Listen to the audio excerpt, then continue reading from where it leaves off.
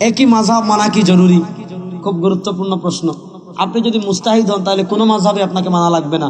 আর আপনি যদি কোনো মাযহাব মুস্তাহিদ না হন, কোরআন সুন্নাহ রিসার্চ করে আপনি সমাধান বের করতে না পারেন, আমাদের আলেমদের রেফারেন্স দিলে আপনি না মানতে পারেন। আপনাদের শেখ বিন বাজ রাহিমাহুল্লাহ ফতোয়া আল-লাজনা আদ-দাইমা 5 নম্বর খণ্ডের 72 নম্বর না 5 নম্বর খণ্ডের 185 নম্বর পৃষ্ঠায় বলেছেন, ইন কানা আমিয়ান কাল্লাদা ইমামান মিন আইম্মাতিল মুস্তাহিদিন, কেউ যদি কাল্লাদা ইমামান মিন ইমামিল মুসলিমিন, কেউ যদি মুস্তাহিদ না হয় তাহলে সে নির্দিষ্ট কোনো ইমামের ফলো করবে। কেন ফলো করবে?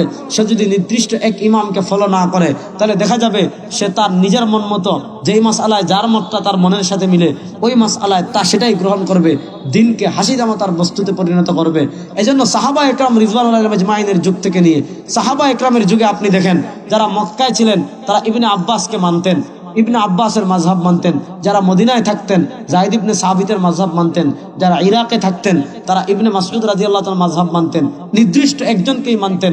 লাম ইয়াকুম মিন আসহাবি রাসূলিল্লাহ ইসলাম মান লাহু সাহাইবাতুন ইয়াযহাবুনা মাযহাবাহু ওয়া ইফতুনা বিফতওয়াহু ওয়া ইয়াসলুকুনা তরিকাতাহু ইল্লা সালাসা।